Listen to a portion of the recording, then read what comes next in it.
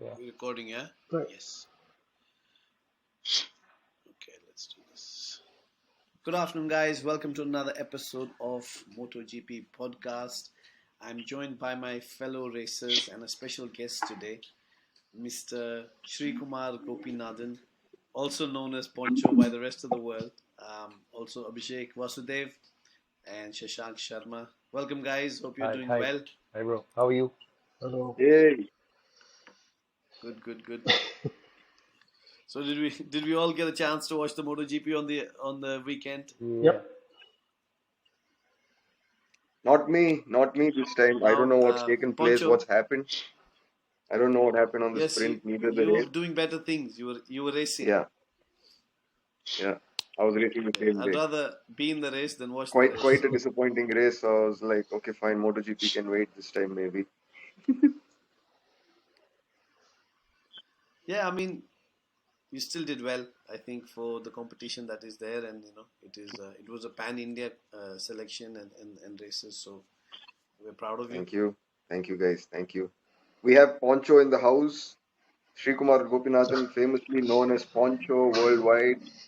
I think he's one of the first ones to get into the sport, set an example, bring in the bikes, start track days. JK, I think if we didn't know it existed back in the days, I think he was one of the inception of, I think they're from the inception of motorcycle racing in the country pretty much, from the two strokes to the super bikes. He's been there, done that.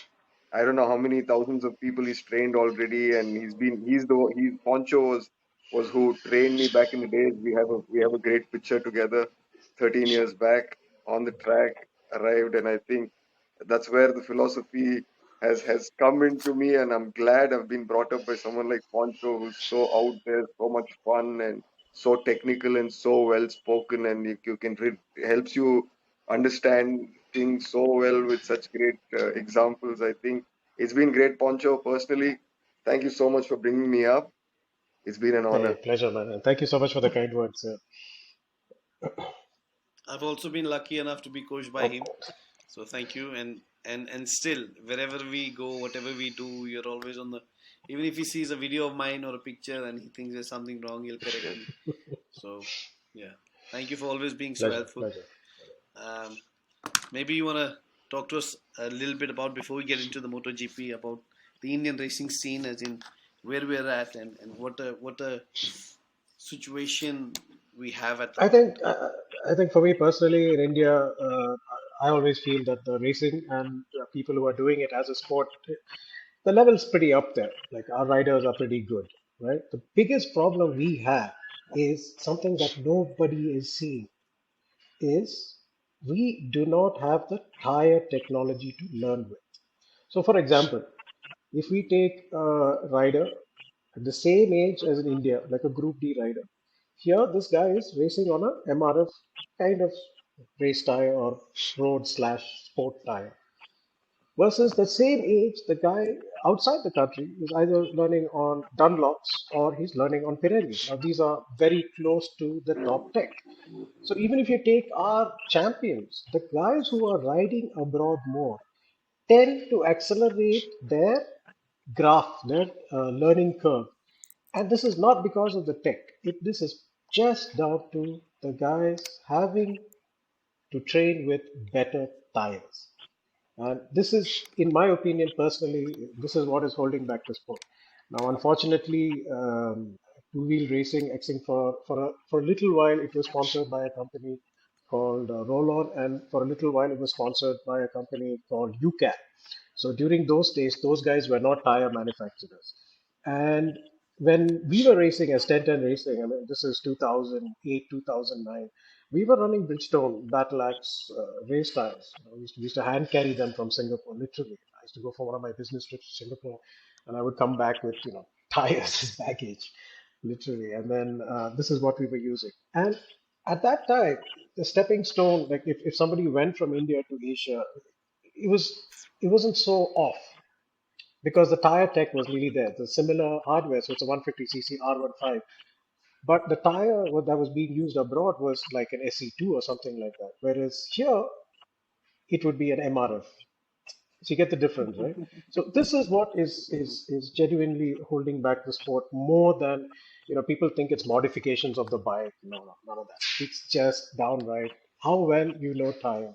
Now, a lot of people like But recently I was in Lucknow for the MotoGP event, and me and Rajni were talking over dinner, and we came up with the same thing. I said, you know what, Rajni, the guy you're fighting, he is not riding his R3 on a practice track with MRF tires. He is riding on a practice track with Pirelli tires, similar compound as what you're using on your MSBK bike. Whereas your learning curve is, I'm going from R3 with MRF tires, jumping onto an R1 with Superbike slicks. So you see this difference. This is what is really holding our guys back. But But do you think another issue, maybe, sorry to interrupt you, maybe the lack of racing that is in India compared to other countries? Because you've seen some of the races I've done overseas. It was just at a club level, but the competition was so fierce, and I got to race in 3 months. I did 9 races, and that's on superbike level. But in India, I think it's missing. There's a big gap. definitely, I mean, so in India, you have the national championship, and it's pretty big. I mean, we have, I think, close to over 120 riders riding in the national championship. If you look at that number to the amount of population we have, it's minuscule. The second thing, you're Of absolutely right. course. JK was kind of a club level racing. You know, what used to happen in Yes. JK was Yes. something like that, club level-ish Yes. kind of racing. Unfortunately, like back in the day when I used to race JK was a full championship. It was 6 rounds. It was 6 rounds on two different tracks, and that's how it used to be. Then it just became as a support race, and then it just trailed off, and yes, you're absolutely right. Club level racing does not exist. One of the reasons that club level racing has not existed um, in India, right, is the lack of hardware. What I mean by hardware is racetracks. Okay, so if you look at South India, Tamil Nadu, you have two racetracks. You have Chennai, the MMRT, then you have the Kari Motor Speedway. So you have these two tracks. After that, you have a long distance, and then you have a F1 track in Delhi.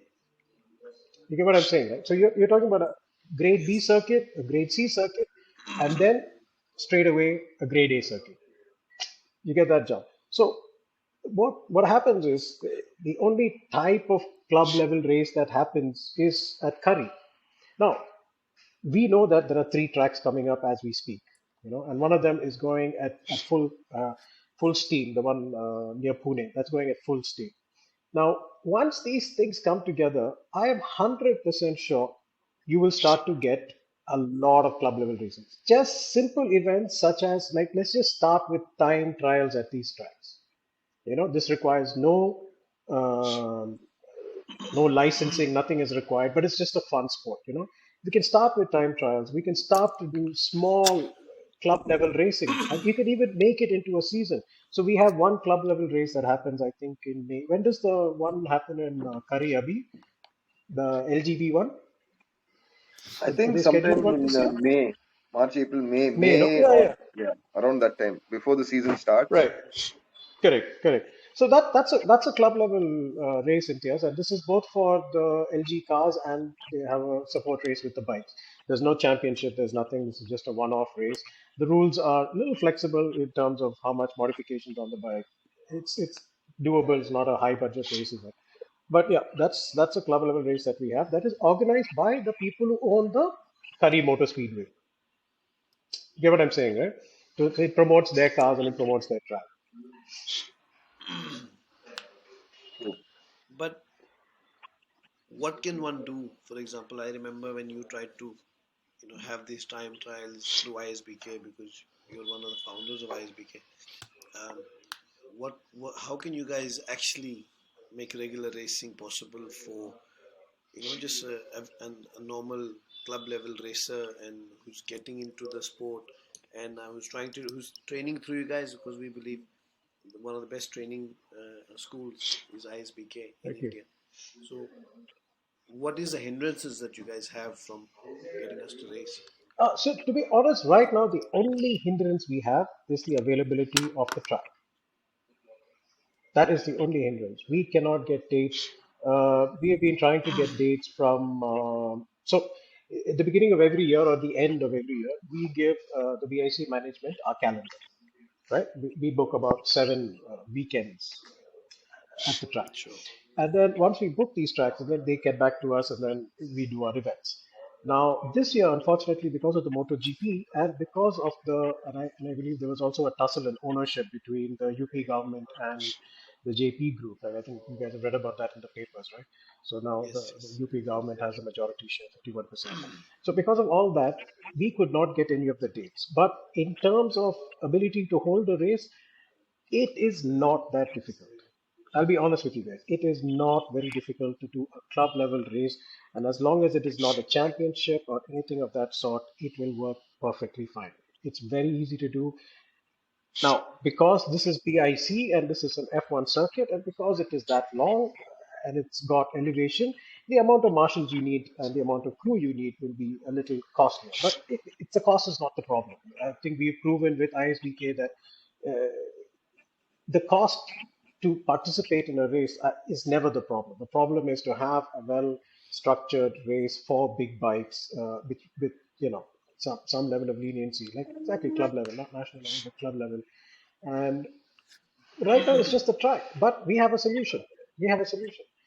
Um, what if I were to say to you that you come fly with me to Thailand and I'll set up a grid for 10 bikes and let's go race? Doable, right? Yeah, it is. Let's go to But Dubai the and do thing that. is, it takes the Doable, right? whole. It it you can, but it takes the whole essence away from the people. Who cannot afford it. From the talented guy who doesn't have the funds and who wants to do something at home, and I think it takes the whole essence away that it's our own home ground. We have a MotoGP level track now, and we still can't race in our own country. Eric, let's hope. I like your idea, and I probably would do it, and I think all the other guys would do it. And we've talked about DRE before. We've gone to other countries and Right. done DRE. I would do it, but there are many people who For can't. sure, for sure. See, and if we are doing this abroad, we're not looking at a massive grid. We're looking at maybe tagging along with their championship run. So we have 10 slots Sure, sure. in their championship in Yeah, the super sports class. We're going to do this first, the super sports class, and yeah. it's not that expensive. It's not that it is. No, it's going to be cheaper if you're going to do it in India because you don't have to pay for your hardware. But the offset of cost stuff like tires, tech support, and all that, the costs are quite competitive abroad. It's not going to break the bank and stuff like that. And this is more like the packages we're trying to make for this is it's slightly upper on the premium segment of the market. I think as ISBK, It we have is. It always would be. been looking at the premium segment. That's why we had most of our events at BIC. So we are targeting the 10, 15 riders from India participating in a championship between Dubai and this place. And just to make it fun, we wanted to do a 90-minute endurance race. 3 riders per team, 2 pit stops, and three Lovely. sets of tires. You know what I'm saying, right? Yeah. Wow. So I mean, this is what we were going to do in BIC if we had the chance to do it. Was to do a Friday, Saturday, Sunday. Friday, Saturday is your track day, right? And Sunday is one weekend Sunday is endurance your and race. one weekend a sprint race. So we have one like a mini GP and a full GP. A mini GP is a 4 lap, like a Super Bowl kind of situation, right? Maybe not 4 laps. We'll do it in time, maybe 10 minutes, 5 minutes, whatever. And we'll have another format where we do the slightly longer race, maybe 10 laps. And then, of course, all these things are all based on, how much gas my bike can carry because during the sprint and the other one, there's no pit stops, right? The endurance, of course, you need pit stops because you need to change the Yes. rider, you need to change the thing. And we've got to make it fun. We have like all these funny rules. So minimum rider time, maximum rider time. Um, so, you have to use so many sets of tires, this much gas. So everything, it becomes a very strategic fun thing versus just an all-out race. So this is what we had in plan, and this is most probably what we are trying to do still. It's not that it's not done. But do you think the races? Because I remember when the Ovale Cup happened, I've had this similar talk with Vijay. That the hindrance is also the FMSCI with you guys, because their regulations and their costing does break the bank in a way. No, no. I think the costing to run a race like a club level race, it's actually quite less. So as long as I'm not doing a championship, I'm not doing any of those things. I'm just having two, club level races. Once in endurance, once in this thing. The biggest cost for my event, if I show you the Excel sheet, is it'll be the cost of the marshals, because we need three marshals per post. So Okay. we were in discussions with some of the seniors of our industry, to figure out, especially from the FMSCI side, from stewards side, to figure out how we can reduce this. I mean, this is not an F1 race, so how can we reduce it? Sure. And then there was even a talk about maybe we do a track walk, we watch, we come to one post, and then if you can visibly see two posts, that we can skip the one in the center. There were some ideas. We were talking about these things, juggling Sure. ideas, so we can reduce that, and it's quite easy to do. Um, Okay. I think, to me, I think this MotoGP coming to India is going to make a big change in the complete motorsports industry. I'm not saying motorcycle industry. I'm saying motorsports industry. Hmm. I think Sure. we need this. We really, really need this presence. And when you have something like MotoGP coming to India, governments are involved. The national championship, governments are not involved. You get what I'm saying? You're opening Sure. Exactly. up so many more people. You're getting so much more eyeballs into our sport. And that is the important part. That is the important part. That's why it is so important for us to get MotoGP to India and make those races happen and get that telecasted worldwide. It'd just be a phenomenal experience.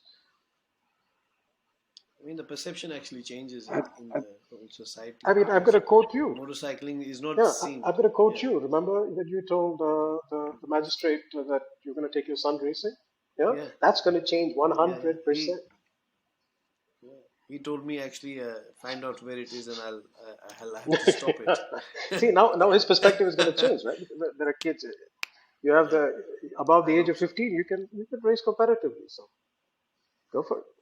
It's 11, no? No, at MotoGP. Huh. well, I No, think no with worries. MotoGP coming in, and as you said, the governments are going to be involved now. I think India is going to finally see and understand motorcycle racing and not just look at it in the most naive of ways. And I think there are some rumors that are running around that now that MotoGP is coming, there's a sense of responsibility for us to for us to build the sport as well, to be able to put the younger generation into the GP. Do you have any clue, Ponch, if there is any that sort of a talent selection and all of those things that is going to happen, or is there going to be series which is going to happen across the country, or maybe just in both, to be able to find the shortlisted riders who are in the age group or in the skill set to be able to represent the country in some manner? Is there any platform like that coming in place because of MotoGP now?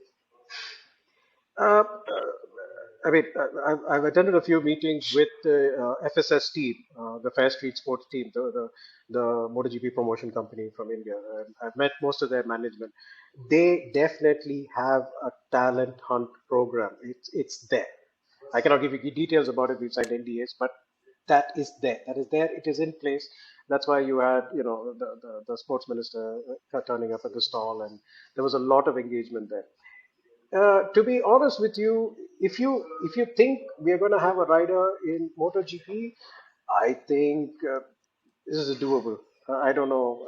I don't know how long it will take. Maybe another 6, 7 years. We should have somebody running in the full championship from India. Uh, the only thing is the strategy. So if you're looking for one kind of a program that you enter and then you come out on the other end as a MotoGP rider in India, no, nothing like that exists. But just to explain, nothing like that exists in any country in the world. True, true. Unless you're in Spain and you're participating in CEV or something like that. Other than that, there's no country in the world where you can just shortcut your way there. most of them, like, and especially Imtiaz, you're trying to get your son into the sport, and I really appreciate that. And what will work without any doubt is a little bit of racing in India, and I mean a little bit, max a year or two. And then you need to put aside, I'm telling you the numbers, you need to put aside 500,000 euros. As soon as he's 13, you turn up in Spain, you put down 500,000 euros, that covers you for 2 years of training, right? In Spain, right? And then after that, you go participate in their local championships, and now you're going. You know, this is यार शैंकी ये 5,000 thousand Euros कहाँ से मिलेंगे भाई? ये मैं बता start के putting the मुझे. money aside now. या वो सुन के मैं चुप हो गया यार. I'm so For your next concerned. track day, Because you your know, tires. I know. I'm already but so but but concerned with tires right मैं now. पांचो. I mean, even for my track days, that but 500,000 euros, and I'm like, tell me okay, it's about better it, to keep mate. shut and just listen. It's such irony. Sorry to interrupt you there, Shanky. Once you said tires, it's such fucking irony.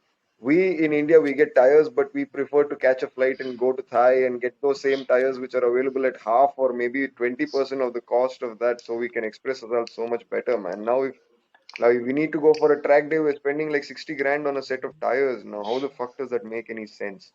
Like It's it's for become at least 70, I now, I guess. think they'll I we'll got have the rate some voice. recently. But yeah, on two things. Maybe now they'll Uh, understand, okay, fine, we need slicks for sports. We're not going to sell these tires or we're not going to use them on the street or whatsoever. For the sports sake, maybe it's going to be looked at for the sports. Maybe the aftermarkets, maybe the machineries like OLAs, maybe the taxes will be cut down. Or even when I look at a talent hunt, like for me, OLA GP, Mini GP was more or less a talent hunt for India. And with maybe MotoGP coming in, we don't have Yes. to look for who the hell is going to fund the OLA GP this year. Is it going to happen or not? Or it happened only for one time in India? And what are the kids going to do? uh, We had a platform like GP, OLA GP, but what It's not gonna happen. It's not gonna exactly? happen So maybe because with the rounds MotoGP are coming starting in in, other countries already. maybe there are more people who'd like to fund this, who'd like to sponsor, who'd like to be the lead sponsors or the main sponsors and have this talent show run in a certain manner for us to pick up talents, for us to groom the talents. I see two good things for us. Maybe talent hunts are going to be there. Maybe all the components and tires would drop the price, and we can write to the government saying that, boss, we need it for the sport, so let us just bring down the tires. What's wrong with it? Don't hit taxes for us. Maybe those changes might come with MotoGP coming in, and a good 6 year roadmap, as Poncho said, is something we can be really optimistic about to see our Indian boy or a girl in MotoGP. sure. Yeah. Uh, so coming back to your tire thing, this is why we need MotoGP coming to India, right? Now, all of a sudden, sports ministries are starting to realize uh, this sport needs tires, and these tires necessarily cannot be used on the road. Like a simple thing, all slicks I have printed it. I have printed on the side, not for highway use. So these are slick tires, so we cannot use them on the road. And if we can get, so right now it says tires even for sport use is banned. You know what I'm saying, right? You must fall in one of those things. So there is no bifurcation there. With MotoGP coming in, with our politicians, our bureaucrats seeing the sport, seeing the enthusiasm, and understanding the level of the sport, and at the end of the day, we're all patriotic. I mean, we always want to put somebody there, right? Which we are like that. And it'll be good fun because everything's not cricket anymore. And this thing, unlike any other sport in the world, this adds a man and a machine. You know, and see, a simple question: how many cricket players do you know? Don't do well, come back into the green room and say, "My bat, the tire pressure was off, or it just didn't feel right." Right? How many motorsports guys here? How was your session? Oh, you know what? That bike, this, that. Right? This is why we are in motorsport. We always have the machine to blame. But for people to see this, this will really, really lift up the overall feel of the sport, and this will also give us opportunities to bring other companies. See, at the end of the day, when you look at motorsports and you look at motorsports branding, by you putting the sticker on your bike, trust me, man, the eyefall on that is very, very less. But what people are looking for is that imagine a cell phone company. right? Just think of an Airtel or a Geo. Geo sponsors you. Why are they sponsoring you? The connection is the speed. The connection is young. The connection is trendy. So it starts to open, lots of other people saying, hey, Different yeah, they're windows. like, oh wow, this thing's happening, and this is international level. Why can't we replicate something? And then ideas start, and then you know something crazy happen. And then look at everything. Just see how everything is timed. We have also other tracks coming. We have the Coimbatore track, that's coming. We have the track outside Pune that's coming. It's all going in one direction. There's a track outside. There's two tracks outside Bangalore coming. So it's all, going in the right direction, having the right feel, having the right mind. It's just a question of, let's just get it all put together and churn. And that's why I'm so pushing for the MotoGP to come to India. Do you think it's going to happen? Because you know all the rumors that are happening, but you know the insides and you know the situation with Bud. What are your I think, views on that? you see, these are not individual companies we're talking about. There have been some commitments given by people who hold quite high offices and quite commanding roles in our country. Um, I always will look at it in a way that, yes, I want it to happen. So I'm going to always, in my mind, say it will happen. We will push mentally as much energy as we can get. We will push. Will it happen or not? I really don't know. As we get closer to it, we will have a much better picture. But let me tell you, Are you the in doubt? FSS is pushing 100%. There is work going on at that pace. Simple things such as getting the work orders for the track to get sections of the track done. JP is a huge construction conglomerate. These are guys who build dams in Kashmir. Yeah. You know, you think they can't pull off like a couple of corrections here? And I think it's easy. Now the question of funding. Everybody was funding. Now you got the UP government, man. Don't tell me they don't have money, right? The money has always been Yeah, there. India has yeah, so much money; it can buy Australia correct. probably twice and throw it Absolutely. away.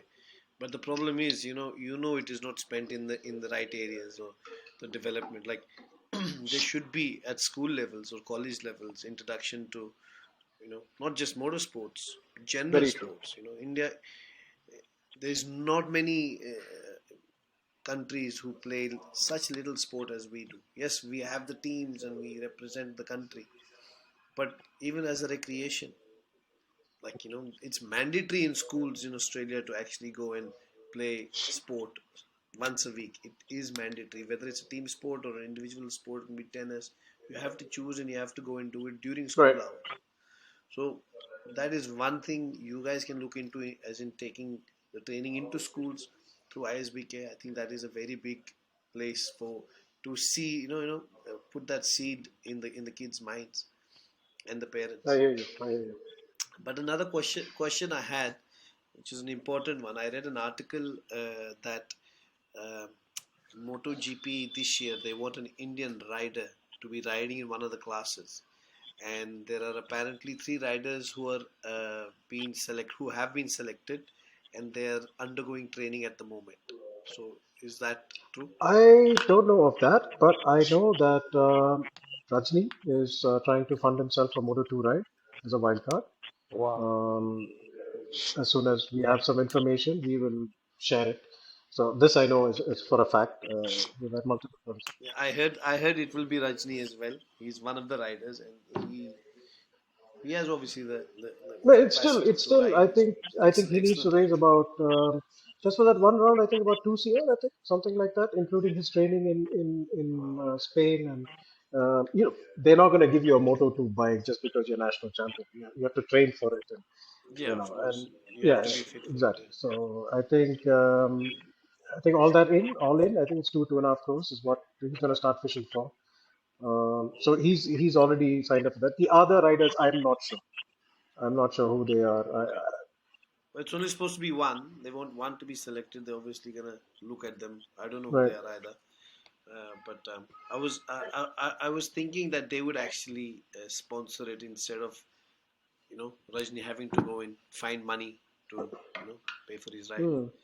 because it's for the country though, because they want the fan following, they want the TRPs, they want everyone to get after an Indian, Well, So obviously it well, makes sense. everything is It's a very made good in marketing India, but strategy. not a rider. Sorry. Everything is made in India, including the tires, but not the rider. That's the irony of the sport, right? That's a good one. No, That's a good one. I mean, when it comes to money, everybody wants They to just need back to. off. Okay, fine, let the kids die, use MRF slicks. Now, when I answer the questions of the parents, right, they call me, they're like, Abhishek, when my rider goes to Thailand to train, do you want him to carry MRF slicks? Because he's going to come back and ride on race on MRF slicks. That was an answer to them, right? Yeah. uh, Yeah. I think Yeah, I think this okay. this tire hilarious. situation is it's It's hilarious, fucking man. hilarious, guys. Yeah, Like, it's come on. hilarious. I mean, Like, I used to get worried. I think 2021 when I did a couple of rounds in the nationals, and they give you this tire, and it didn't even have the shape of a tire. It's just a square thing that you get. You're looking at it, you're like, oh, What year was this 2021, poncho, man? 2021. The Yeah, square yeah. time. That's when they yeah, really improved the tires. Yeah, that was the year that they. No, it's No, they good went that from you. 130s. I'm Can you really happy. believe a RC390 making, I think our bike was doing about 50 horses, 50, 55 horses, and you're running on a 130 section tire. So you had to change the rear rim of the RC390 to a smaller rim. So you could put a 130 section rear, and this is what people used to race. And 2021 or 20, I don't remember, but then they moved to 150 section rear tire for an RC390. That was a good step. It was a good step. The tire was still a weird shape. Yeah, it worked. It worked. I mean, that's the interesting You, thing you, about you, riders, ne- you, They ne- somehow make it work. Do some shit. you never know this conversation that we're having about the tires. Hopefully, somehow, this video gets to the right person, and maybe they can start Yeah, discussing subsidies for races. true. That's Tire what you need, subsidies, tire subsidies for subsidies. well, races. well, I But think we should Tire subsidies. go for see, it, Paul. the Sorry. difference is the the number of sales of tires. If we have to get a Pirelli or a Dunlop, okay, Dunlop have no operations in India, but a Pirelli or a Bridgestone, any of these companies to be fully engaged um, into a kind of motorsports, and investing into motorsports, you need that much. They need to have that much volume, and a small percentage of that they will offset it, and then they will say this is your sponsorship, and that's how championships run. You know, championships also run by making connections. So, for example, um, when JK makes the tire or MRF starts the Polo Cup as part of their championship, Volkswagen also does a deal with MRF saying that, hey, listen, we'll give you this much order, and then based on that is how the racing. This is how racing and tires work together. Now, I'll share something interesting with you. If you go to the US or some parts of Europe and a little bit of UK, you will see MRF tires at most track days. It's a very commonly used club level race tire, but this is for cars. So for rally and for cars, tires MRF tires are used at club level all around the world, and they do a pretty good job of it. It's just that MRF is just started. So for example, they don't even have a tire mold to do anything more than 160 section because they've always been working in that budget commuter market, and now literally their R&D department being thrown in the deep end because there's a shortage of tires worldwide. Now Apollo guys are trying to make 180 section, 190 section rear tires for bikes, 120 section front tires, Z rated tires. That's a tough one, dude. Think about it. You're rating, so as the tire speed increases, the centrifugal force of the tire is pushing the tire outward, so you need a completely different structure inside the tire to keep this thing stable. So the higher the speed you're going with this tire, the more tech goes into the tire. And our country is on a catch-up game. I mean, we've bought like companies like Vredestein that have that technology, and that's how they're able to leapfrog. But it will still take quite a long time to catch up with somebody who's been racing MotoGP for 10 years. Dunlop, Michelin, Mhm. somebody who's been racing super sports in most of the countries around the world, like Pirelli. Most championships Pirelli is running there. So if you consider all that, we're still a while away to getting really good tires for ourselves. What is your favorite tire brand anyway? Just we're on the Mm, topic. I don't know, man. I would say the best tire is the best setup. The tire is the last part of your suspension, so it's all down right down the setup. When we first started racing, we used to just run the suspension hard and the tire really low on tire pressure. We didn't have the brains to figure out that the suspension wasn't moving and talking up the bumps, the tire was. And we'd shred a set of tires and we would be damn proud about it. Oh, dude, I killed a set of tires in a day. And today we think so differently. Uh, Because they were so it cheap was back not, it then, huh? wasn't cheap. It wasn't cheap. We just didn't know how. Back then it wasn't a science. It was black art. One guy would, you'd send a picture to him. We didn't have WhatsApp. We didn't have any of these things. We had this stupid thing called Orkut or some nonsense like that. It's just like the only social media Yeah, platform that existed back then. yeah. Yeah, and then that was pretty much it, man. Somebody would give you some advice, and you would go onto these forums. You'd have all these forums. So I used to race a 600RR, and I used to be part of every 600RR forum around the world, and I would look for a guy who was using the same tire as mine, and I would see what settings they would write their settings and copy it and try it, and that's how it was. Around 2008, 2009, that changed. Suddenly, the element of science came into suspension. A lot more videos were out there. A lot more, YouTube was growing at that point of time. So we had access to knowledge. And also, people started putting up a lot of tech stuff. I think around that time is when motorcycling tech started. People just put up tech videos, tech ideas. And this gave us the little bit of the learning. And interestingly enough, when you go racing, even though you have a suspension tech, you're trying to optimize everything. When you go racing, you always extract. You always will, extract the max out of the tire. It's just by default, mostly because we ride a lot more aggressive while we're racing. And secondly, the team also gives us that little extra grip. What they would go down a half PS or a 1 PS down on your tire pressures, and just you would have a hot tire on the tire, but you would get that edge of grip that you need to just plow yourself out of corners and stuff like that. Yeah, Awesome. Well, that was really good of you that explaining the whole racing scene in India. It broadens your mind. It's pretty cool. And what I want to touch next is probably go on to the MotoGP race which happened on the weekend. We can talk about that a little bit. Did you watch the no, sprint race, I Poncho? missed the sprint race, but I did watch the full GP. What do you think of the sprint The race? format, I like it, man. I like it. The I really format, like it. I yes. think Yeah, I like it. me too. It's changed the sport considerably. It's changed the sport considerably. Yeah, It's made every session different. Everybody's now there's nobody chilling yeah, anywhere. Everybody's just bang out the door. yeah. It feels Yeah, very yeah, yeah, yeah, fast yeah, yeah, paced yeah. now. I like it. I really like it. And I always believe in this. Whenever there is a change, and I believe that if a whole bunch of people come to a consensus and come up with an idea and change something, especially in sport, I believe that this will take a little time to settle down. And I think that's what we are seeing right now. Right, as being extra aggressive, etc., etc.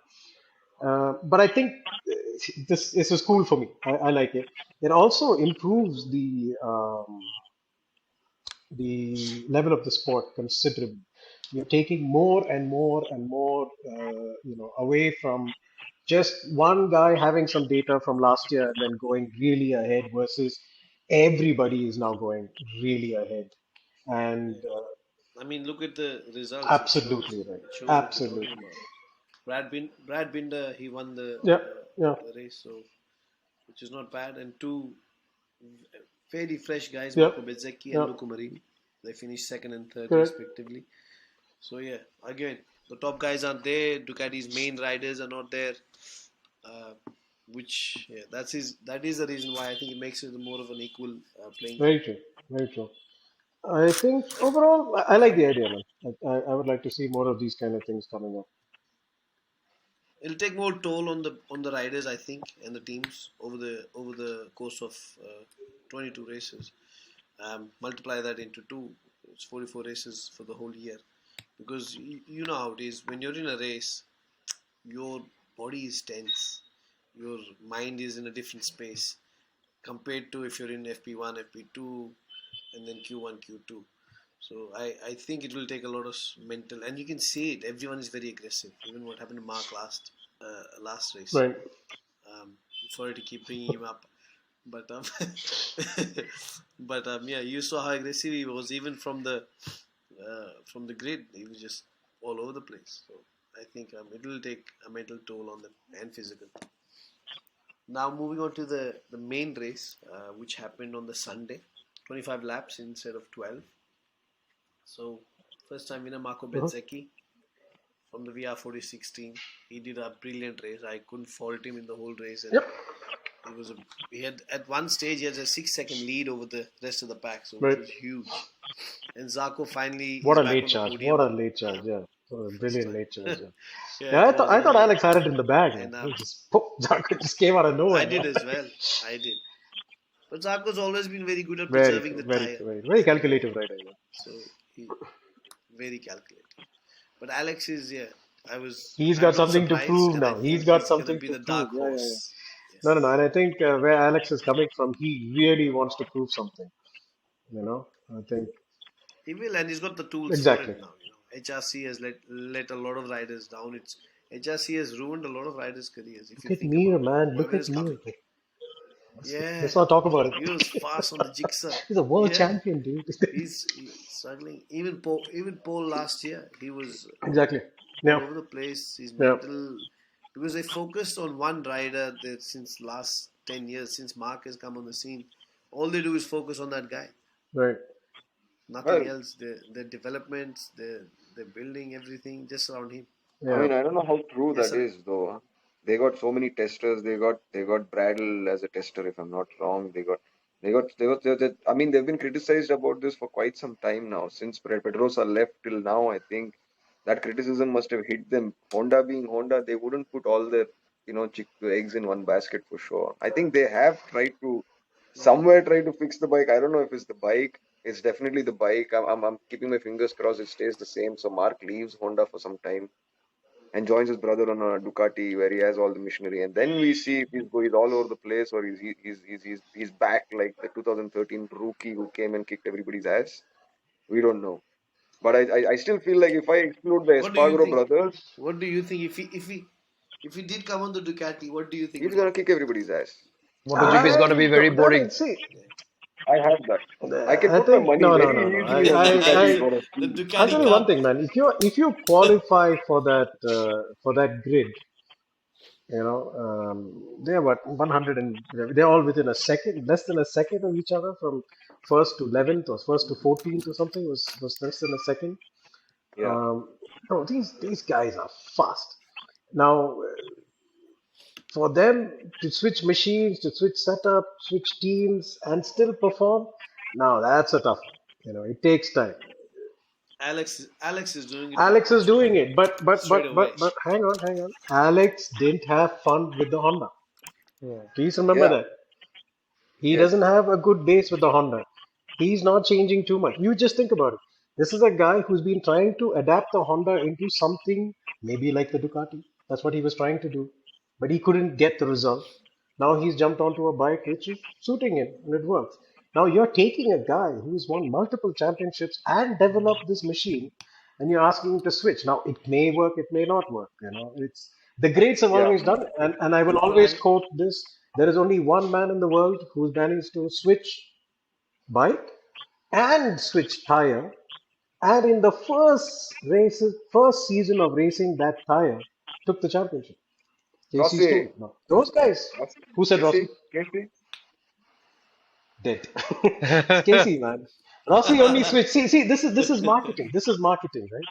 Rossi's True. marketing engine was so strong that everybody in the world thinks Rossi was the greatest, right? thinks it's I But thought Rossi. in I thought it was reality, the just switch between Honda to Yamaha that he did, no? Rossi? no, I thought that was you were talking no, about. no. That's what Yeah, yeah, yeah, that's the what I Honda to thought. Yamaha. That's right. But just imagine this, dude. Casey Stoner took a bike that never won a race, that they were still developing, The Ducati. and he took on the challenge of Bridgestone. So that's the year that they raced Bridgestone and Michelin. And you know what Rossi did after that? So Yamaha, the garage had a little split in the center. One side had Michelin, one side had Bridgestone. Guess which side had Bridgestone? Rossi So you side. Marquez? see, Rossi side had Bridgestone, yeah, because he thought. And why did Rossi jump to Ducati after Yamaha? Because he thought he could do a stoner, but whoops, marketing I engine wasn't didn't CC. support. Yeah. No, but I mean, if you do get a But chance, just watch this Poncho, documentary. It's called "At the Age of 27." And it'll give you a very interesting insight into Stoner's the life. History. Yeah. Stoners one, yeah. Wow. I was actually reading an article this morning about Stoner, and it was sad in a way because He just figured out he that he has anxiety. he was Yeah, yeah. yes I he read the didn't know article. I read that that what article. Yeah. he said. He said, I I felt like this, and everyone said it's anxiety, but at that time anxiety wasn't a thing, He need, and I didn't think I had it, or he was very Yeah. confused about it. He said every time I did well on a bike during a race, I wanted to Yeah. die Yeah. he after the needs some race. CBD oil. He said if I won it, No, no, no. I think his issues were way overseas. I mean, it was really funny. It's the only guy that I know who, in the middle of the season, says, I don't want to. I want to stop throwing up in my helmet, so just stops racing. Gets himself diagnosed. I think it was lactose intolerance or something like that. Comes back to the sport and comes back banging. This guy is Boom. unbelievable. Like Rossi's father was quoted. He's like, you don't know why he's going fast, but he can just go fast. Yeah. And if you look up, if you, it's a really funny thing. But if you Google Rossi versus Stoner, you get to see all the races, especially the Laguna Seca is like 301, right? But if you go past that, you will actually see a lot of races where Stoner is kicking Rossi's ass Of course. and like really trashing him. And like the race where Rossi took Stoner off, and then when Rossi went to apologize, Stoner says, "How is your shoulder? Your what did he say? It's your ego Ambition is." outweighed your talent. Yeah, Yeah. ambition outweighs your time. So that there is both sides, and cumulatively, I think, apart from the marketing genius of Rossi, and that you got to hand it to him, but there have been far more naturally talented riders than Rossi. But it is a fact that viewership has dropped after Rossi pulled out of the sport. This is a fact. So वो कहते हैं ना his AR-46 जो दिखता yeah, है वो yeah, बिकता his है his his सीधी बात pulling है power is Definitely. जो भी दिखता है वही that I बिकता brand. है think I mean, but I I was I was think ex- we're at a point where if not for the Espargaro brothers, the only most experienced rider on the grid is Marquez. Yeah. yeah, Those old school tough guns are gone, and all gone, so is the all charm of gone. the sport. I feel even I don't feel inclined towards oh fuck when is MotoGP I need to watch it sometimes. I'm like I'm Hmm, okay with highlights these days. It's becoming hmm, a Ducati one make championship. hmm. Don't you feel that Ponch? All these old guns are gone. Like even if we look at Formula One, if Alonso and Raikkonen are gone, it's like a bunch of kids. These kids are fast, man. They are, They adapt but I don't know. quicker. They bring I guess something I'm else just to the old table school. I that don't we know. can't understand. We are seeing it now. I mean, we are seeing 11-year-old kids display control of the machine that we wish we had. And something about any sport is it's at the end of the day it's just a very very high level of development of your muscle memory. So to, to call a spade, the younger you start, the more muscle memory you're developing. So True, you're in a better place to begin with. true. And that's why I we try noticed and that. support as many kids however we can in the sport.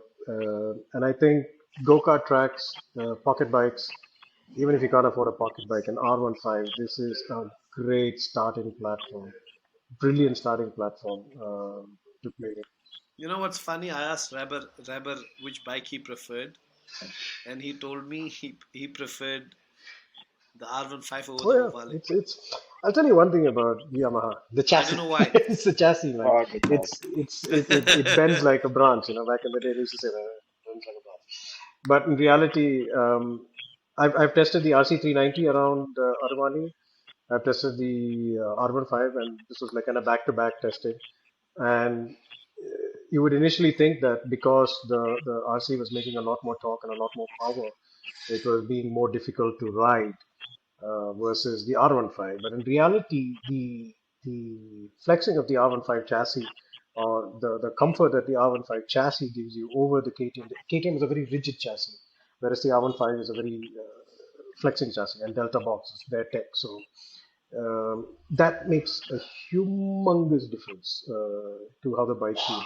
And the V3 is ask Vibha to try the V1. That's the ultimate. That's the ultimate R15. That didn't even come with big tires. It comes with really skinny tires. It turns direction really, really fast because the tires are really small. I think it was 120 rear and 110 front, if I remember. No, yeah, No, bro, it no, was 90, 90, 90, 90 90, front and 90 110 front. rear. Correct, 110, 110 rear. 110 rear. Correct. That was the first bike we were not played with, no, Abhishek? Yeah, Yeah, that's how I started. Came set straight on yeah, the V1, just poop, poop, poop. yeah.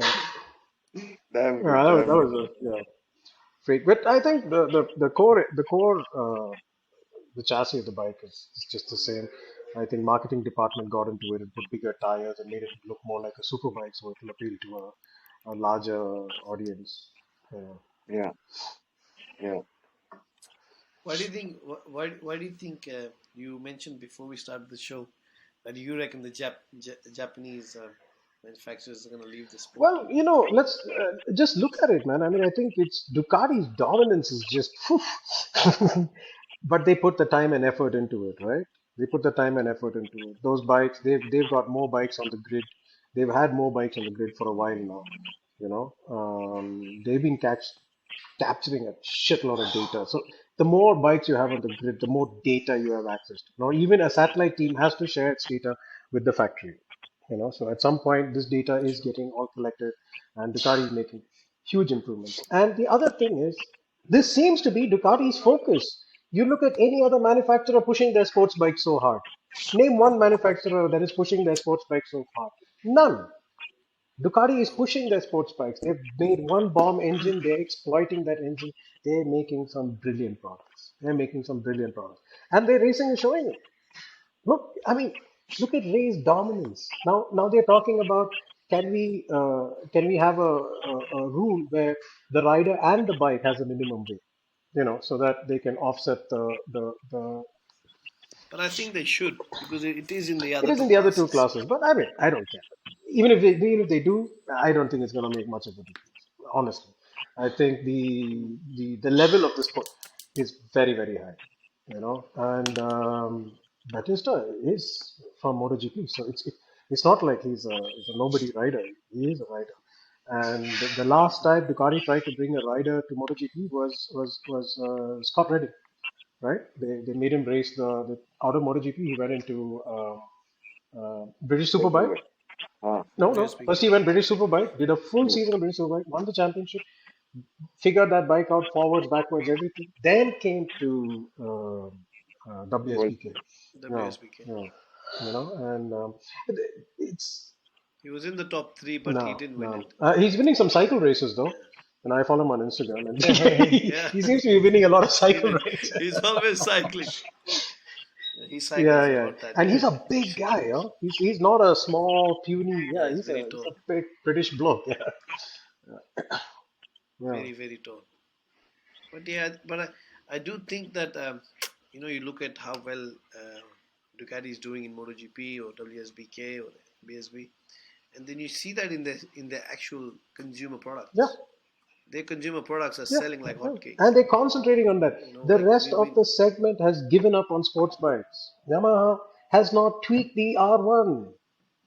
Look at the S1000. Look at the what the what. CBR 1000RR from Honda.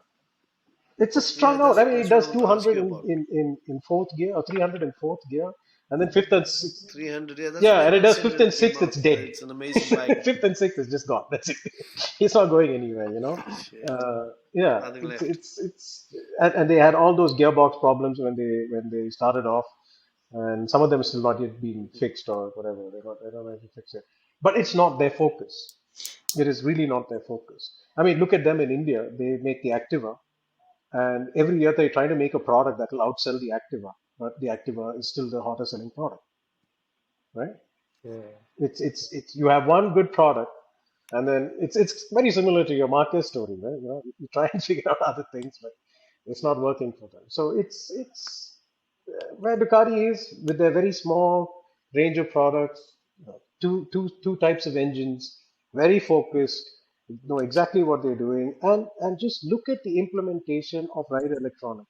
When rider electronics was first introduced, and I think it was a BMW in 2009 that they came out with the full rider 8 suite, and then the biggest jump after that was in 2015, right? When the R1. R1 came out, you're like, wow, slide control, this control, boom, you had the whole 9 yards. And then after that, it's just the Ducati, right? It's just the Ducati. They've been leading in every type of rider aid that is possible. They've just been there, right? Most of like my S1000RR, if I slap a 260 rear onto it, I need to recalibrate I need to tell the ECU that I changed my tire size. Whereas you guys, it's fixed at 260, right? The bike comes out of the showroom with 260, Yeah. so No, you you can can calibrate calibrate exactly. the tie if you do a smaller size, but I haven't been brave enough to do it. I don't think I've because yeah, there's so many myths around tires and It's. calibration. I think the future of the tires is going to go higher and higher and higher and higher. So you're going to see like You if think? you see the Moto 2 tires is 195, 65 or 75, something ridiculous like that. It's the height of the tire. And why this will go this way is because you'll start to spend more and more time leaned over. So the higher the tire, the more rubber you have when you're leaned over. On So your when edge. when we first started going out on superbikes, it was the front was not 120/70, it was 120/60, I think 60 or 65, I don't remember, but it used to be. And Okay. before that, I remember the first time I rode the first firebreak, the CBR 900 RR, and I came with a 16-inch front tire, a very short. These things just would not like to turn. They did not really want to change direction. They just like to go in straight lines. And you need to be like some super, somebody who can bench 100 to be able to like turn the damn thing. To nowadays, you have tires coming out of the showroom and they're like this. They're like this. The super Corsas come out like these, versus the U. You. So yeah, let's start it. Well, it's good learning all these things I've today. Thank you so much for Oh, these pleasure, insights. man. We'll move on to a little because we're gonna wrap it up soon. The next race, which is happening in Kota. America, I want to take everyone's predictions here, as in what they think of it and who's gonna win. Because Marquez is coming back, Right? and so everyone, we'll start with you, Poncho. Your predictions because we'll announce them on our Instagram page next Oh, week. this is a tough one. Um, Definitely gonna see Banyaya uh, pulling some crazy stuff out of his hat. I think the factory is also gonna push for that one. That's gonna be a priority for them. And considering Ducati, America is a humongous market for Ducati, so I think there'll be a lot of focus there. There'll be a lot of pressure there. Jeez. Marquez, I think he's got to do two long Long laps. laps, yeah. I think that's he's lost his edge, man. I think it's gonna be tough. You think? But remember Mm, last year he was third on the mm, grid, I believe, or second, and he missed the start. He stuffed up his gearing, and he was last by the first corner. And at the end of the race, he finished sixth. That was two with an mhm. injured hand and a bike which had no work done to it. So think about it. And it depends how long the long lap penalty is and where it That's is true. That's located true. on the track. I don't have a clue That's about true. that. Well, I think now with I honestly feel that the grid is getting tighter and tighter and tighter, and Closer and and, closer, and the definitely. chances of people running away unless they have found this miracle setup, it's gonna be less in all the three classes. I'm not just saying only in MotoGP, but in all the three classes, you're gonna start to see the riders riding much closer. Um, so Panyaya, I would put him there. I think Quartararo is gonna pull something out of that.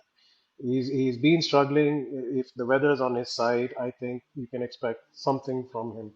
Um, I don't know how far it's true, but I saw something on your Google News thing that said that Yamaha is on the brink of figuring out something to do with their flowing of their head or some nonsense like that. But if that works for them, that works for them. So I think we can expect Quartararo there. I would be disappointed if I don't see him there. The third, I think that's gonna be one of these guys, rookies, somebody new, somebody who hasn't been there. Bezeki, Zeki, who's won the previous race. he, I mean, you need to have some very special skill sets to ride a drying or a wet track. It's a very special skill set. Not all the time does it come out in the dry, right? Um, Sure. but yeah, I mean, I would say somebody new, somebody fresh. Brad Binder. Um, who else is there? You need to Mr. give me one. Marquez. I would put Only one. Alex Marquez there. I would put Alex Marquez there. He has something to prove, Alex. and I'm sure he will get some tips from his brother. Brother, definitely. Okay, so you've got Banyaya, Quattraro, and Mhm. Alex Marquez. We'll lock that for you. What about you, Abhishek?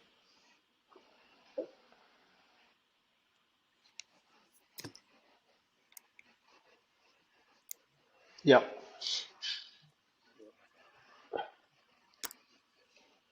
Yeah. Yeah.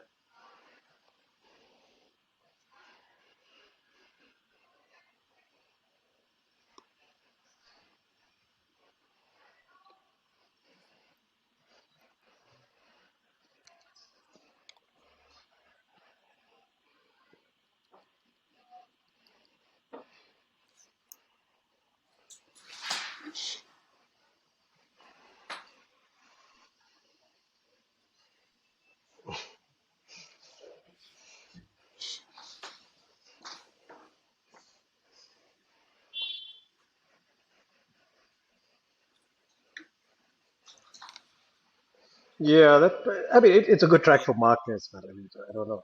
Everybody Marquez, no else, doubt, yeah. everybody is riding a Honda's way back there, but yeah, so Marquez kind of likes this kind of layout.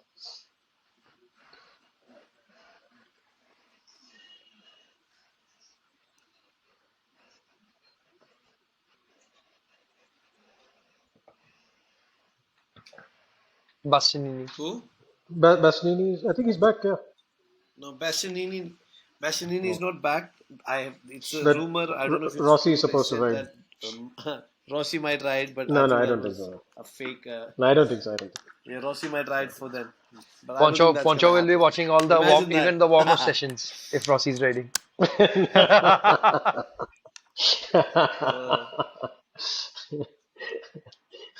I do that anyway. I watch every single session. Yeah, me too, Guys, I'm me just too. letting Yeah. you know. Every single session. Yeah, I love it. But yeah.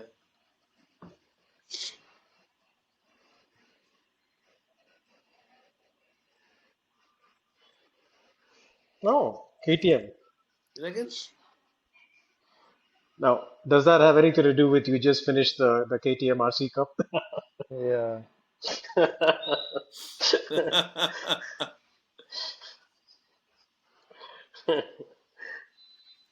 Yeah. Okay, so you've got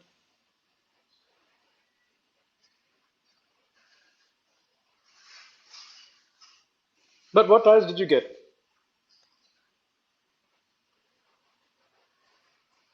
Okay. Yeah. Hmm.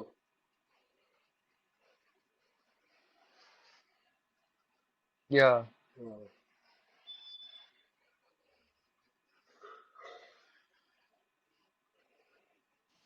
Hmm. Hmm.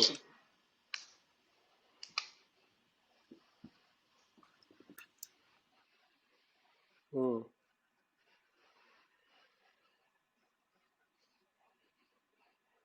Hmm.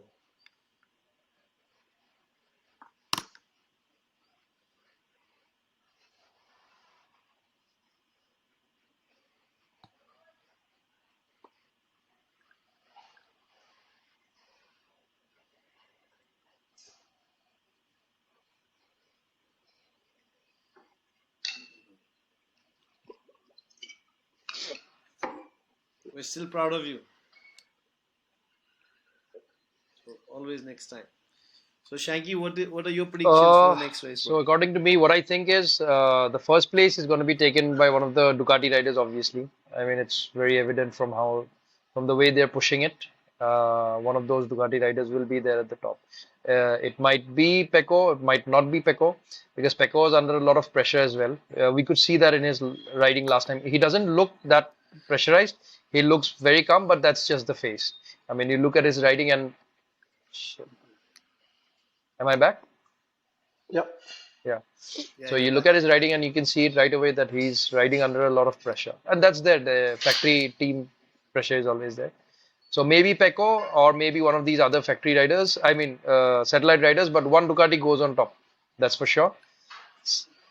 I need a Uh, name, my friend. I yeah. need one For name. name wise, I I would need a definitely name. say Pecco because he's one of my favorite riders for trying to stay calm or at least act staying calm because that's what something I would like to do myself. So yeah, Pecco on top. And second would be so considering Marquez's performance, but also these two long lap penalties, and also the fact that he's not as at his prime right now. Just like Poncho said, he's just past his prime, Marquez. He's there, he's pushing it, he's doing everything he can, but he's just not there yet. So Marquez will not be at the second. From what I think, it will be one of these KTM or the Aprilia boys because it's a lot of straights after all. It's Kota. There's a lot of straights, and KTM has come out very powerful recently on the straight line speed. So one of these KTM boys, I would vouch for Jack Miller because he's been a very yeah, he's a cowboy, and plus he's been one of my favorite riders for a very long time. I mean, I like this guy. Not the best, of course, but I like this guy, the way he performs, and hopefully Jack Miller at second, and third would be Mark Marquez because like if he performs or not doesn't matter. Like Mark Marquez for third. uh, okay, good. So Bagnaya, Marquez. Miller, and Mark. Okay, good. Well, my predictions, I'll tell you guys. First of all, I don't think Mark Marquez is past his prime. I think he's no, honestly, not because I love him or something, but yeah, he was on pole No, position no, there's still a the lot of week rider left before. in him. He came second in the race, right? In the sprint race. In the main race, he fucked up. That's a different story. But it Yeah. happens. We all know it happens. We fucked up. A lot of races are fucked up. But it's okay. Um, but my first, I think Vinales. He's done well at this track before, and he has got the bike this time under him. Ducati boys, yeah, they'll be flying around somewhere. I know that, and but it's sometimes supporting the Yeah. underdog is always good. And second, I'd say Alex Marquez. I'd say that's very important, and I think he has everything. He's the perfect rider at the moment with the bike, his mentality, and what he wants to achieve. I don't think that there is a better rider than him on the track as a package. And third, I'd say Mark. He will come third. He will do the long lap penalties between 4th and 6th lap. He'll do them, and then he'll start catching them up because he can catch up on that track Yes. very, very well. He knows it like the back of his hand, and I'm very sure that he's going to be on the podium, at least third. Yeah. That is So my there's prediction. one small doubt So that I let's see. have. His long lap penalties are there only on the main race, Yeah. right? He doesn't have to serve them on the sprint. Yes, I think so. Yes, because it's happened in the main race, Yes. the Okay. accident. So So for it would sprint make race, then sense. Marquez might be on top. I mean, there was Yeah. then he'll win. Yeah. Oh, Yeah. we haven't done prediction. We haven't done predictions for that. So yeah. Oh, we have the sprint also. Excellent. Oh, okay. Yeah. Uh, so sprint race, you guys want to Yes. change the Anytime. selections? You want to Anytime. keep the same? Now tables have turned. Tell So me, Mark Shanky. Marquez goes first in the sprint race, and Mark. then Pecco goes second, and Yeah. Vinales goes third for the sprint. For the sprint. And Abhi, Yes. you? Yeah.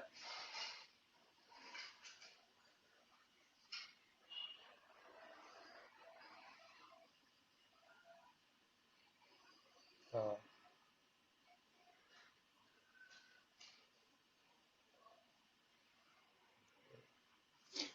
Uh, uh, in some sections, yes, but it is a big straight.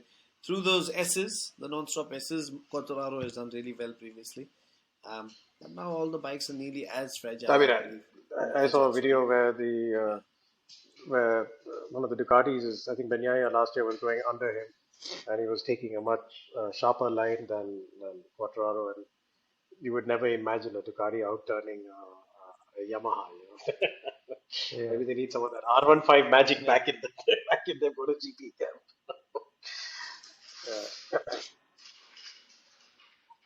So, Poncho, yours, who would be your top in the sprint race? Put Mark in the top three. I'd put Nyaya in the top three, and I'd put maybe another Ducati, or maybe Brad Binder in the top three. Yeah. Quartaro takes a little time. So, I'll put Mark, Bagnaia, Yeah, and something Binder. like that. Yeah. For my one, I'd put Mark, Miller, and Binder. I think this will be. Oh, actually, I'll be Alex Marquez. I'm a big fan of him now. Yeah. Now that he's in Ducati, big fan. Well, guys, it's been an amazing 1 hour. We've been here 1 hour and 10 minutes. Thank you so much, Poncho. I want to thank Pleasure. you so much for Pleasure, coming on and to thank the you show. so much for having me. You've enlightened us with so many beautiful things and knowledge. And every time we sit with you, it's always like, we love being a sponge Thank you around so you much. because we get so much out of you. And always, it's a pleasure being around you, man. Thank you so much. And thank you, Abhiseik, Shanky, for being here. Shanky's a little bit sleepy today. Yeah. He's really tired and not well. But thank you for joining me still. And we'll be here for the next episode. I will ask you, Poncho, hopefully I want to try to get someone from Fair Street onto the show next Sure. week. I can help you with that. I can help you with that. I have a meeting. The boys have been I have a asking meeting with one of the directors on Tuesday, next Tuesday. Yeah, I'm having a So the lunch boys have been meeting with them. asking me about it. Yeah. And there's some questions they need to answer us. Yeah, but it's So, with that note, what I'm going to do is I'm going to put you in touch with him. You will convince him to get onto the show. I will pitch the idea to him. Yeah. I mean, I've had a talk with them. One of the ladies had come to the cafe. Right, Kaushiki. You must have heard about us. So she came two weeks ago on a Sunday just to check it out and that. So we talked a little bit about MotoGP and what's going to happen and the clarity and everything. So I did ask her. She gave me a card and everything. So I have to contact her anyway. But if you I'll put you in touch with we'll one of the directors that I know. I think who I'm working with. Yeah, I mean, we're only here to just promote the sport. So in India, that is the reason why I started this. Great initiative, man. Great initiative. Thank you, guys. We'll see you next week, and make sure you enjoy the race which is coming up in Americas, and let's have a good time. Yeah. And See you. See you. Bye bye. Bye. Ciao. Bye.